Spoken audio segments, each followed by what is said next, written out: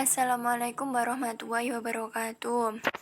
Kami dari kelompok 4 yang beranggotakan Luluk Novita Ervayanti, Husnul Khotimah, Diki Setia Darmawan, Muhammad Yanuar Firdaus, Ramadhani Julian Firmansyah. Di sini kami akan mempresentasikan hasil kerja kelompok kami yang berjudul rekrutmen dan seleksi. Rekrutmen sendiri yaitu proses untuk mencari dan menarik pelamar yang berkemampuan untuk diseleksi menjadi karyawan sesuai dengan posisi yang dibutuhkan. Seleksi sendiri yaitu proses untuk memilih pelamar untuk dijadikan karyawan dan menempatkan mereka pada posisi yang dibutuhkan, atau suatu proses pencocokan kebutuhan dan persyaratan organisasi terhadap keterampilan dan kualifikasi para pelamar kerja. Proses rekrutmen. Yang pertama yaitu mengidentifikasi kebutuhan akan suatu posisi. Adalah identifikasi terlebih dahulu posisi baru atau bergantian karyawan di perusahaan. Salah satu cara terbaik untuk melihat hal ini adalah adanya keadaan di mana karyawan memiliki terlalu banyak beban pekerjaan sehingga membutuhkan bantuan.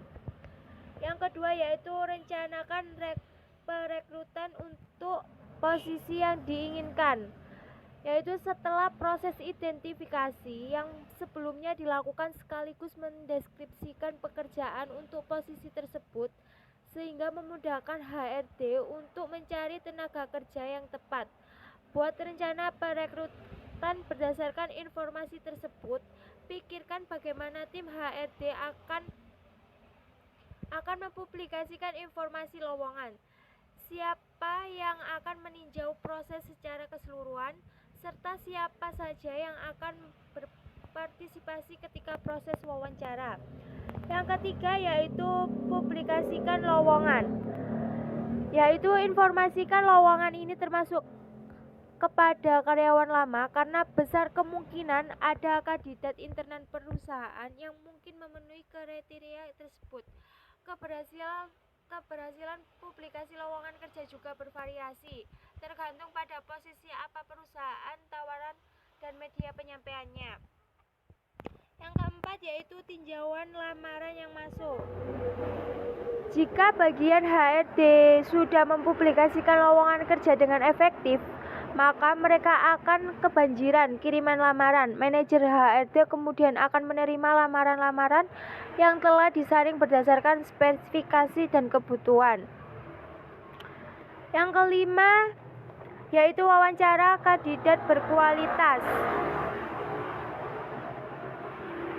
yaitu review surat lamaran kerja dan percakapan melalui telepon atau telepon akan mempersempit calon karyawan menjadi sekelompok kandidat yang paling berkualitas. Jadwalkan wawancara kerja dengan mereka untuk melakukan perbandingan antara satu dengan yang lainnya. Pastikan para kandidat tersebut sudah mengisi formulir lamaran kerja, termasuk izin bagi perusahaan untuk memeriksa referensi, latar belakang, dan sebagainya. Sementara itu, informasikan kepada mereka yang belum berhasil agar tidak terus-terusan menunggu kabar. Jadwalkan wawancara kedua dengan kandidat paling berkualitas yang sebelumnya sudah tersaring kembali dari wawancara pertama. Saat ini Anda sebagai pemilik perusahaan atau manajer HRD bisa memeriksa referensi dan latar belakang kandidat tersebut. Yang keenam yaitu periksa referensi dan latar belakang, yaitu pastikan untuk memeriksa semua klaim yang dikatakan kandidat termasuk kredensial, pendidikan, riwayat pekerjaan, dan latar belakang kriminal. Bila memungkinkan, sumber informasi terbaik adalah manajer atau atasan langsung kantor lama kandidat tersebut. Selain itu, melihat profil kandidat di media sosial, dalam hal ini postingan yang mereka buat masuk dalam proses rekrutmen dengan tujuan untuk lebih mengenal kandidat tersebut. Yang ketujuh yaitu pilih orang yang paling berkualitas. Jika sudah mencapai keputusan positif terhadap seorang kandidat, tentukan kompensasi atau gaji yang ditawarkan perusahaan kepada orang tersebut. Untuk memudahkan penggajian di perusahaan Anda menggunakan software HRD, jangan buang waktu Anda melakukan pekerjaan manual. Yang kedelapan yaitu buat penawaran dan berikan informasi kepada kandidat yang belum berhasil. Yaitu kini saatnya membuat penawaran secara tertulis, membuat penawaran sesuai dengan kemampuan dan hasil pemeriksaan referensi sebelumnya. Paling tidak, pastikan agar tim HRD memberi pemberitahuan kepada kandidat yang belum berhasil karena sangat penting untuk menjaga citra perusahaan di mata publik. Yang kesembilan yaitu negosiasi rincian gaji dan tanggal mulai bekerja. Semakin tinggi posisi yang ditawarkan, maka semakin besar kemungkinan kandidat menegosiasikan gaji, uang lembur, jaminan kesehatan, dan sebagainya. Coba tawarkan gaji sedikit di atas pengajuan mereka jika memang benar-benar berkualitas dan terbukti, namun masih masuk ke dalam budget perusahaan. Sampaikan keuntungan yang bisa mereka dapatkan jika bergabung dengan perusahaan Anda, yang mungkin saja tidak didapat dari perusahaan sebelumnya. Proses ini sekaligus menentukan tanggal mulai bekerja karena biasanya kandidat meminta waktu untuk menjalankan proses pengunduran diri dari perusahaan sebelumnya. Dan yang ke-10 yaitu menyambut karyawan baru. Cara onboarding karyawan baru di perusahaan mempengaruhi apakah Anda akan mempertahankan karyawan tersebut di masa depan atau tidak. Jaga hubungan baik dengan karyawan baru dari mulai mereka menerima penawaran kerja. Tetapkan seorang mentor yang akan memadu karyawan tersebut dan pastikan ia merasa diterima oleh karyawan lainnya. Seleksi penerimaan karyawan. Yang pertama yaitu wawancara awal. Proses wawancara awal atau preliminary interview ini bertujuan untuk menghilangkan para pelamar yang tidak memenuhi syarat yang ditentukan oleh organisasi berdasarkan data dan informasi yang diberikan oleh pelamar kerja. Yang kedua yaitu pengujian seleksi. Pelamar yang dinyatakan lulus pada proses wawancara awal akan diuji untuk menilai seberapa baik pelamar tersebut dapat melakukan tugas yang berkaitan dengan pekerjaan yang dibutuhkan oleh organisasi. Yang ketiga yaitu wawancara ketenagakerjaan. Langkah selanjutnya dalam tahap seleksi adalah wawancara kerja. Ini merupakan interaksi antara pewawancara dengan pelamar yang berpotensi untuk diterima menjadi karyawannya. Wawancara ini biasanya merupakan percakapan formal untuk mengetahui apakah pelamar yang diwawancarai tersebut sesuai untuk mengisi posisi yang dibutuhkan. Interview atau wawancara dapat dilakukan secara one-to-one atau antara pewawancara dan pelamar. Bisa dengan panel interview antara komite penyeleksi dengan pelamar atau grup interview atau antara pewawancara dengan beberapa orang pelamar. Yang keempat yaitu pemeriksaan latar belakang dan referensi. Suatu proses untuk melakukan verifikasi terhadap informasi yang diberikan oleh pelamar. Perusahaan akan menelepon atau mengirim surat resmi kepada teman-teman dekat pelamar ataupun keluarga pelamar dan perusahaan tempat pelamar sebelumnya bekerja untuk memastikan informasi yang diberikan oleh pelamar tersebut adalah benar dan sesuai. Yang kelima yaitu evaluasi medis. Evaluasi medis terhadap pelamar yang paling berpotensi untuk dijadikan karyawan. Evaluasi medis tersebut bertujuan untuk memastikan pelamar tersebut memiliki kesehatan fisik yang baik sehingga mengurangi absensi, menekankan biaya pengobatan dan biaya asuransi jiwa ataupun mendapatkan karyawan yang memenuhi persyaratan kesehatan fisik untuk pekerjaan tertentu.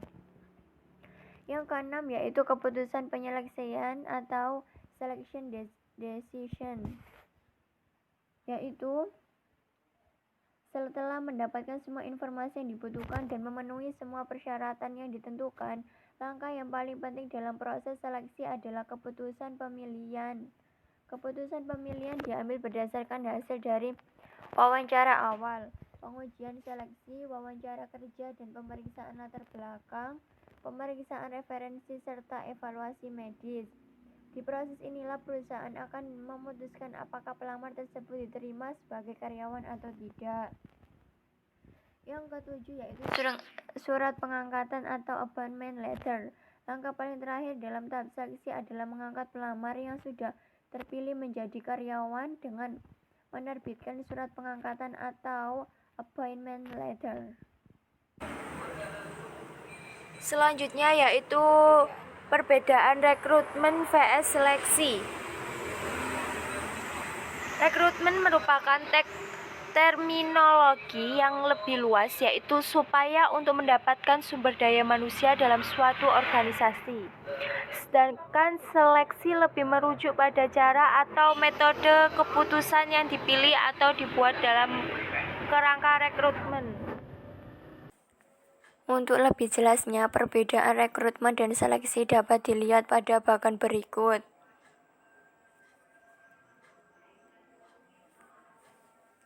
Karakteristik yang pertama yaitu definisi umum. Rekrutmen sendiri yaitu serangkaian kegiatan yang dilakukan secara terencana guna memperoleh calon-calon pegawai yang memenuhi syarat yang dituntut dalam suatu jabatan yang dibutuhkan oleh organisasi atau perusahaan. Sedangkan seleksi adalah sebuah aktivitas yang bertujuan untuk memperoleh karyawan yang paling tepat dalam kualitas maupun kuantitas dari calon-calon yang akan ditariknya. Karakteristik yang kedua yaitu tujuan. Tujuan dari rekrutmen yaitu menerima pelamar sebanyak-banyaknya sesuai dengan kualifikasi kebutuhan perusahaan dari berbagai sumber sehingga memungkinkan akan terjaring calon karyawan dengan kualitas tertinggi dari yang terbaik. Tujuan dari seleksi yang pertama yaitu untuk mendapatkan para karyawan yang memenuhi syarat dan mempunyai kualitas sebagaimana yang dibutuhkan, seperti jujur, disiplin, terampil, kreatif, loyal, dan berdedikasi tinggi. Yang kedua yaitu untuk mengukur kemampuan calon karyawan atau pelamar apakah dapat mengerjakan pekerjaan tertentu yang dibutuhkan. Yang ketiga yaitu untuk menyiapkan dan membentuk kader-kader karyawan yang dapat menunjang kegiatan perusahaan di masa yang akan datang. Karakteristik yang ketiga yaitu awal proses. Awal proses rekrutmen dimulai dari pencarian pelamar di mana para rekruter akan mengidentifikasi lowongan pekerjaan. Awal proses seleksi dimulai saat setelah calon pegawai melamar. Karakteristik yang keempat yaitu akhir proses.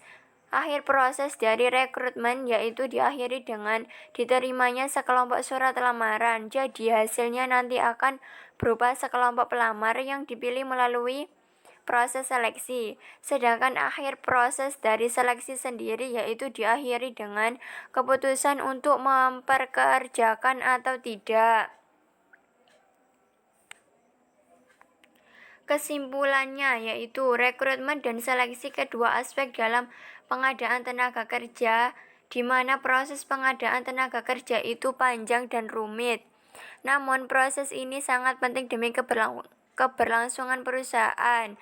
Dengan demikian diperlukan pengetahuan untuk selalu dapat melakukannya dengan baik secara berkesinambungan.